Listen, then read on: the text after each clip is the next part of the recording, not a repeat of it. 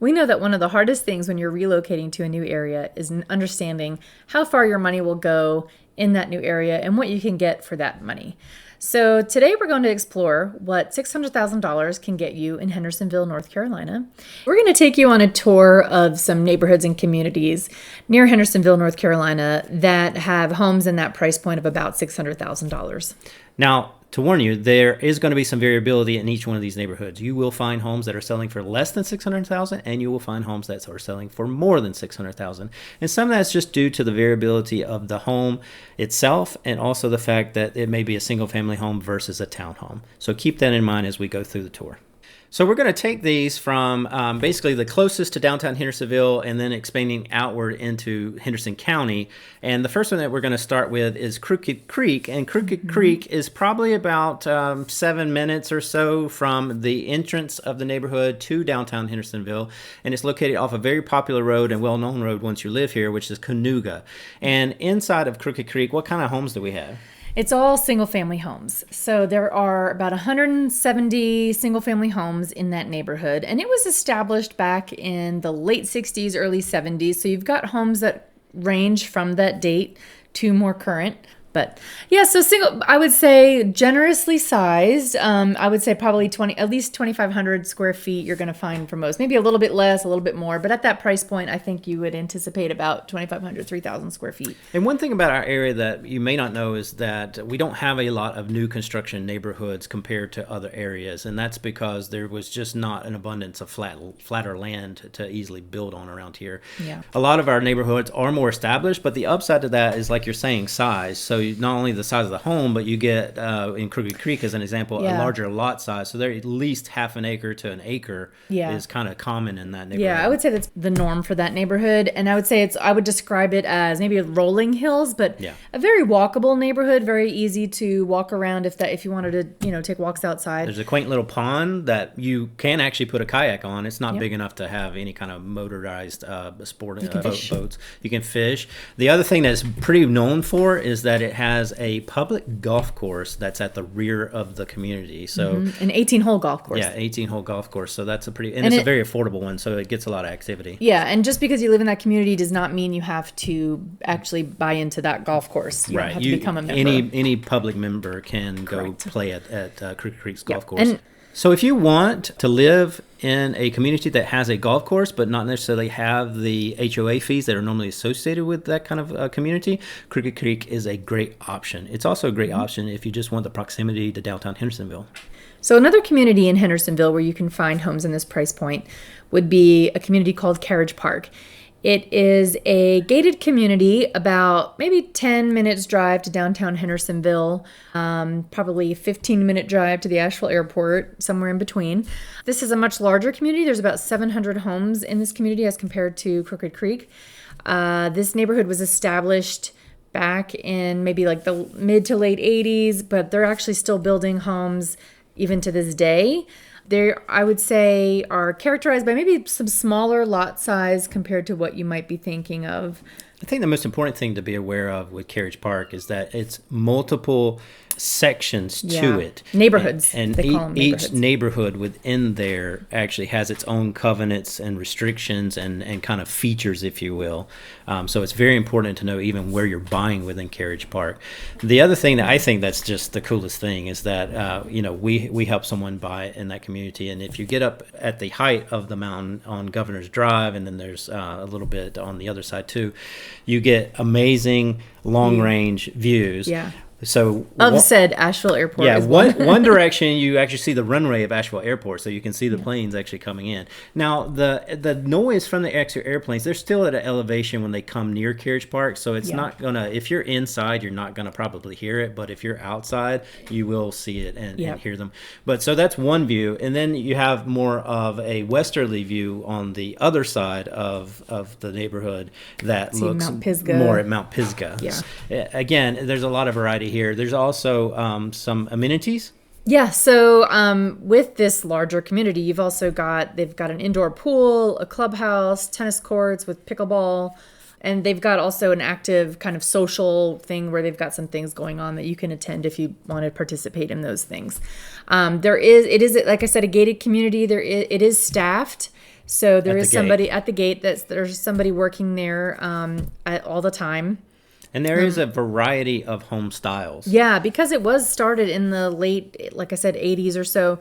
We've got homes that kind of span that range in terms of aesthetics from that point on to. But then the new ones that today. you were talking about that they're building, they actually have a very contemporary style that they're putting up. There's probably a collection of 8 of those. I think there's somewhere around that number that they're putting at the very top of the community. So something to check out. I would say if the reason that you'd like to live in Carriage Park is to have that larger community aspect and this kind of social aspect that goes with the larger place. And also, I think it's one of the few communities that is so close to town that's really kind of a straight shot down Haywood Road, that you can also get some great views without having to do really twisty, turny mountain roads, in a short amount of time.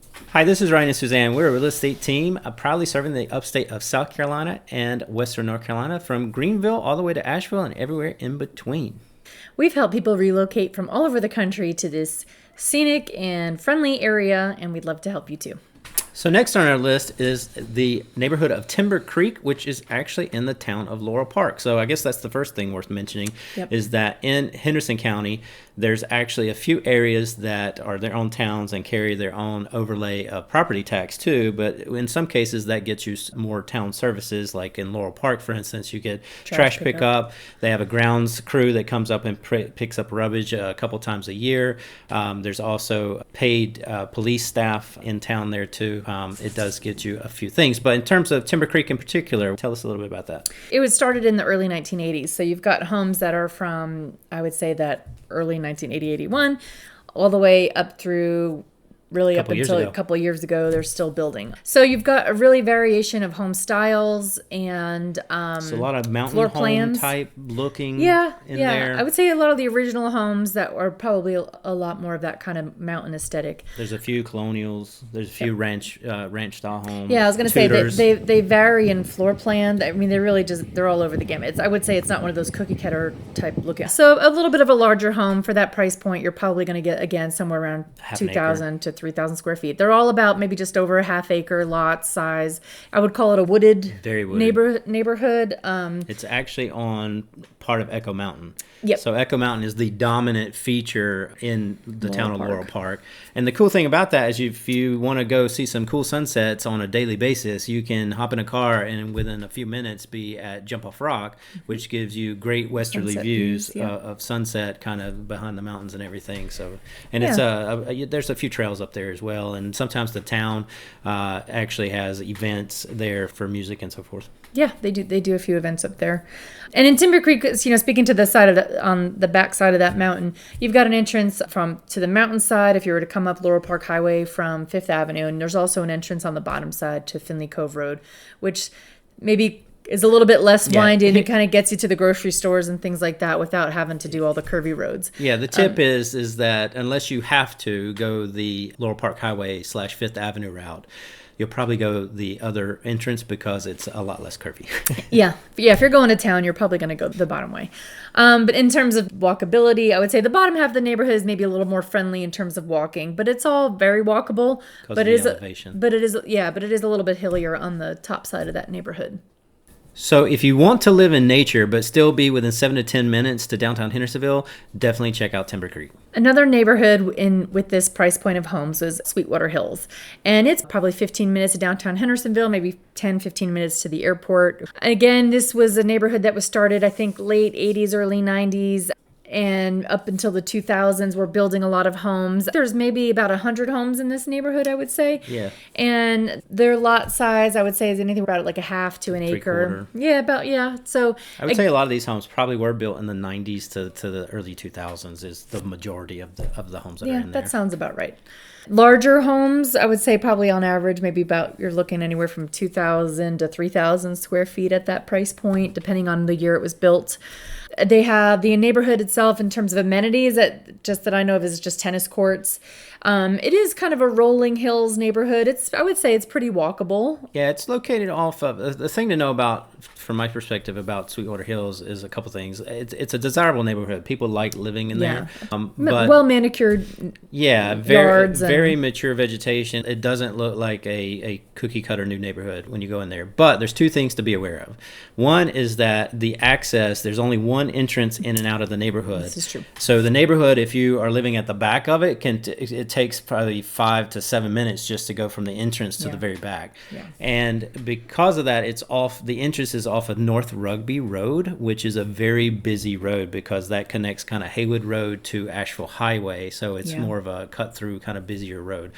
The other thing that's happened over the years since it was originally built is that Asheville Airport has actually grown. And so you have more flights and routes, and the landing pattern is almost always going over some portion of Sweetwater Hills. So you will hear. I think a little more towards the back side of the neighborhood than the front of the neighborhood, just by the flight path. Yeah, but just be aware, if airplane kind of traffic is an issue for you, you probably want to skip Sweetwater Hills. And again, I think it's not something that you necessarily hear inside the home, but when you're outside, you're definitely going to notice it. So the reason you'd want to live in Sweetwater Hills is because it does have very convenient access to get onto Interstate 26, particularly if you're going to have any kind of commute where you're headed toward Arden or Asheville. The next one on our list is the Cove at Livingston Farms. Now, this is part of a larger property. Livingston Farms is next to the Cove. So this was a newer section of Livingston Farms that was added on around 2005, which is a bonus because if you like newer construction, these homes were basically built from then and on. And that's different than most of the other communities that we've talked about that have older housing. Yeah. So if you like that newer kind of style and everything, you definitely want to check out the Cove. I think this is the first neighborhood that has a more cohesive style in terms of how the homes look. Yeah. They're also on, I would say, a smaller lots, maybe about a quarter of an acre would be the largest lots in there. And a lot of them are maybe two-story homes. There's a little bit of variability in the floor plan. There are some one-story, but I would say a lot of them have a lot of them are two, a lot of them are two-story homes. Larger homes, maybe 2,500 to 3,000 square feet.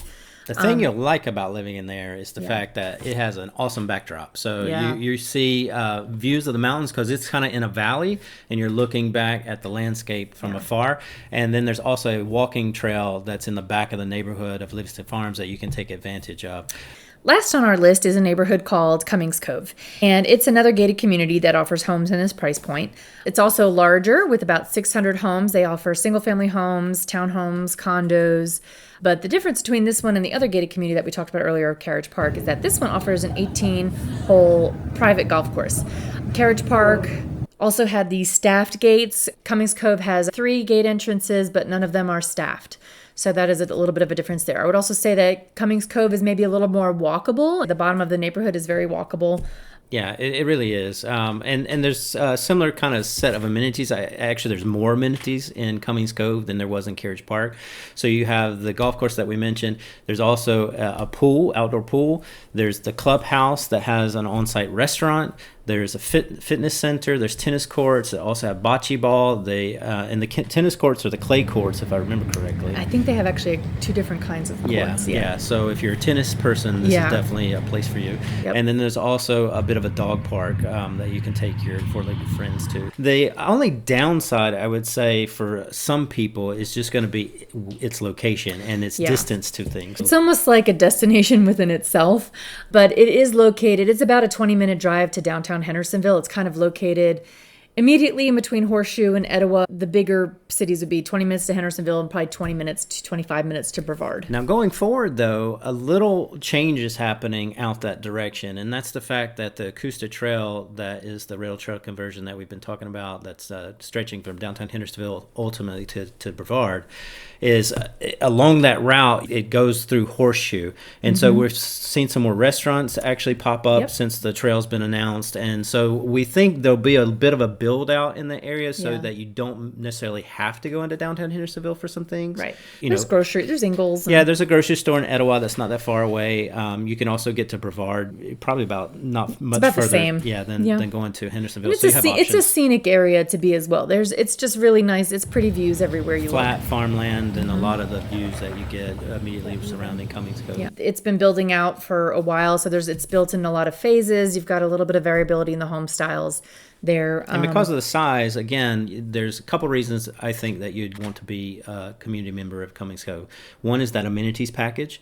The other is that because of the size of the community, you're going to find your people there. You're going to find clubs and things that are already readily built in that you can participate in as you're new to the neighborhood.